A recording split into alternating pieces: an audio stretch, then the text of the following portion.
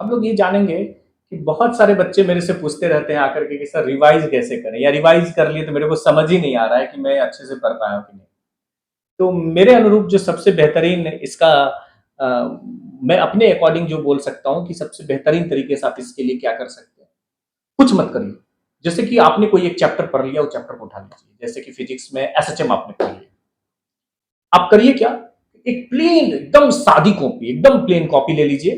ठीक है, उस कॉपी को खोल दीजिए और अपने हाथ में एक कलम ले लीजिएगा। एक छोटी सी क्या करिएगा, एक कलम ले लीजिएगा अपने हाथ में, और उस सादी पेपर पे पहले आंख बंद कर लीजिए, थोड़ा सा कुछ मेमोराइज कीजिए और टॉपिक का नाम लिखिए एसएचएम।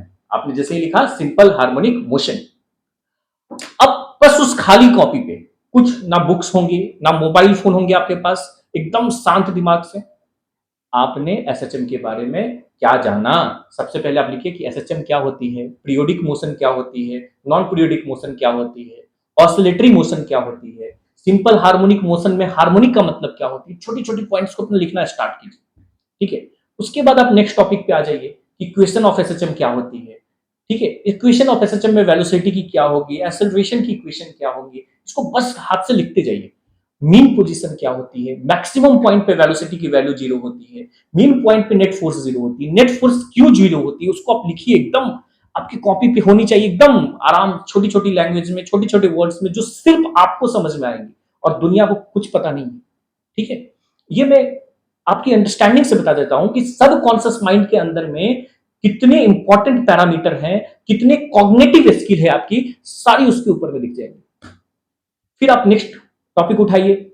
जैसे इक्वेशन लिखें, वेलोसिटी का इक्वेशन क्या होता है, जैसे v बराबर ओमेगा इंटू रूट ओवर ए स्क्वायर माइनस एक्स स्क्वायर है, तो मैक्सिमम कंडीशन में ये क्या फॉलो करेगी, मिनिमम कंडीशन में एक्स की वैल्यू क्या होगी। फिर एक्सेलरेशन का मतलब क्या होता है, एक्सेलरेशन की इक्वेशंस क्या होंगी, इन सारी चीजों को आप लिखिए। फिर एनर्जी इन एसएचएम क्या है, ठीक है, फिर एनर्जी के ग्राफ्स क्या होंगे, ग्राफ्स इन एसएचएम क्या है, फिर time period of a simple pendulum क्या है। सभी को आप कॉपी में लिखते लिखते लिखते लिखते लिखते एक समय आएगा कि आप पूरा चैप्टर को शुरू से लेकर के लास्ट तक अपने अकॉर्डिंग माइंड में डिवाइड कर। होगा क्या आपको यहाँ पे देखिए, आप किसी टॉपिक को भूल रहे हैं, ठीक है, आपको तुरंत पता चल जाएगा कि आप कहां पे अटक रहे हैं, क्योंकि अपने आप से तो झूठ नहीं बोल सकते।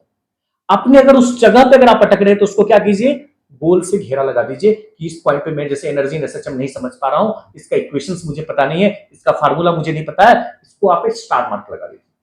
फिर आप जाइए बुक के पास, पूरा चैप्टर के बाद आप एनर्जी इन एसएचएम क्या है उसको पढ़िए। ठीक है, मेरी बात समझ में आ रही है कि नहीं, एनर्जी इन एसएचएम क्या है पढ़िए, फिर इक्वेशंस लिखिए, फिर फार्मूलाज लिखिए, फिर उस पे क्वेश्चंस प्रैक्टिस करिए। और मान लीजिए पूरे टॉपिक्स के अंदर में आपने दो चार जगह ऐसे फंसिएगा, जब तक फंसिएगा नहीं तब तक आपकी पढ़ाई पूरी नहीं हो सकती है। ठीक है बाबू, तो ये है बेस्ट वे तरीका। आई थिंक कि आप सभी को समझ में आ गई होगी। और नेक्स्ट वीडियो पे हम अपन बात करेंगे कुछ ऐसे ही इंटरेस्टिंग फैक्ट कि टॉपर कैसे पढ़ते हैं। जैसे कि एक मेरा बच्चा था, 65% उसकी 12 में नंबर थी, नीट में उसकी 2024 में 632 मार्क आई थी। कैसे, ये ज्यादा इंस्पायरिंग स्टोरी है, उसके विषय में बात करेंगे और हो सके तो आपके साथ रूबरू भी कराएंगे। Thank you.